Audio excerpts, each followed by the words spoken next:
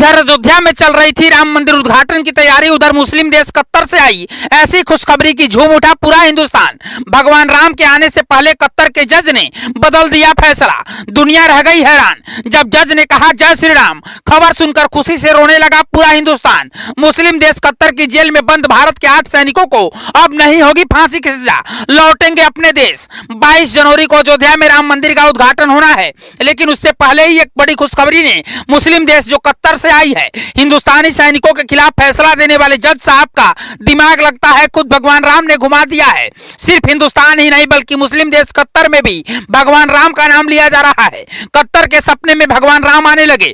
ये वही मुस्लिम देश कतर है जो भारत का कट्टर दुश्मन है और पाकिस्तान का दोस्त है। पिछले महीने कतर के एक अदालत ने भारत के 8 पूर्व सैनिकों को फांसी की सजा सुनाई थी, वो भी कि ना किसी ठोस सबूत के। लेकिन अब कतर से एक ऐसी खुशखबरी आई है जिसे सुनकर आपके मुंह से भी जय श्री राम के नारे निकलेंगे। ये खबर आपके लिए भी इसलिए जानना जरूरी है क्योंकि कतर ने भारत के जिन 8 सैनिकों को फांसी की सजा सुनाई है वो सभी भारत के पूर्व सैनिक हैं। इस खबर को सुनकर पूरा हिंदुस्तान दुखी हो गया था।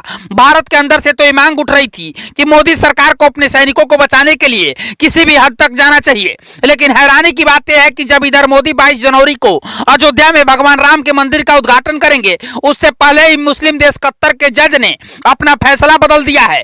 कतर के जज ने फैसला सुनाने से पहले क्या कहा है ये बताएंगे। उससे पहले आपको बताते हैं कि आखिर भारत के जिन 8 सैनिकों को कतर ने अपनी जेल में बंद कर रखा है वो वहां तक कैसे पहुंचे। कतर ने जिन 8 सैनिकों को फांसी की सजा सुनाई है ये सभी कतर के एक निजी कंपनी में काम कर रहे थे। ये कंपनी कतर एमिनी नौसेना को ट्रेनिंग और अन्य सेवाएं प्रदान करती है। रिपोर्ट्स के मुताबिक कंपनी का नाम दहरा ग्लोबल टेक्नोलॉजी एवं कंसल्टेंट सर्विसेज है। कंपनी खुद को कतर रक्षा सुरक्षा और अन्य सरकारी एजेंसी की स्थानीय भागीदारी बताती है। कतर ने भारत के 8 पूर्व सैनिकों पर जासूसी का आरोप लगाया है। कतर द्वारा गिरफ्तार किए गए 8 पूर्व सैनिकों में से राष्ट्रपति पुरस्कार से सम्मानित कमांडर पूर्णेंदु तिवारी भी शामिल हैं। इन्हें 2019 में तत्कालीन राष्ट्रपति रामनाथ कोविंद ने भारतीय पुरस्कार से सम्मानित किया था। कतर के इस फैसले के बाद से ही भारत सरकार ने ऐतराज जताया और अपने सभी 8 सैनिकों को बचाने के लिए पीएम मोदी ने एस जयशंकर को जिम्मेदारी थी। एस जयशंकर ने पहले ही कतर को हिदायत दे दी थी कि किसी भी हालत में हमारे पूर्व सैनिकों को फांसी नहीं होनी चाहिए। अब सभी 8 पूर्व भारतीय नौसैनिकों की फांसी की सजा पर कतर की अदालत में रोक लगा दी गई है। कतर की अदालत ने फांसी की सजा को अब उम्र कैद में बदल दिया है। इसकी जानकारी खुद विदेश मंत्रालय ने दी है।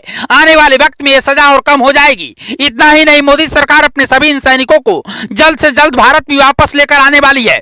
लेकिन सभी 8 सैनिकों की सजा ऐसे वक्त में कम हुई है जब 22 जनवरी को भगवान राम अयोध्या में अपने भव्य मंदिर में विराजमान होने वाले हैं। ऐसे में हिंदुस्तानियों के लिए एक खुशी अब दोगुनी हो गई है। रिपोर्ट्स के मुताबिक राम मंदिर उद्घाटन के लिए 50 से ज्यादा देशों के लोग अयोध्या आने वाले हैं। इसमें से कई मुस्लिम देश भी शामिल हैं। कतर भारत का कट्टर दुश्मन देश है। ऐसे में अब कतर को भी भारत की ताकत का अंदाजा हो गया होगा कि हिंदुस्तान को छूने का मतलब क्या है। कतर ने पाकिस्तान के कहने पर भारत के 8 पूर्व सैनिकों को फांसी की सजा सुनाई थी, लेकिन अब पछता रहा है कि काश से गलती ना करता तो शायद अच्छा रहता। वैसे मुस्लिम देश कतर से आई इस खुशखबरी के बाद से हिंदुस्तान के अंदर खुशी की लहर है। अब बस इंतजार है कि सभी 8 पूर्व सैनिकों के भारत लौटने का। आप अपनी खुशी को कमेंट बॉक्स में लिखिए और खबर को ज्यादा से ज्यादा शेयर जरूर कीजिएगा। ब्यूरो रिपोर्ट, पूर्वांचल समाचार।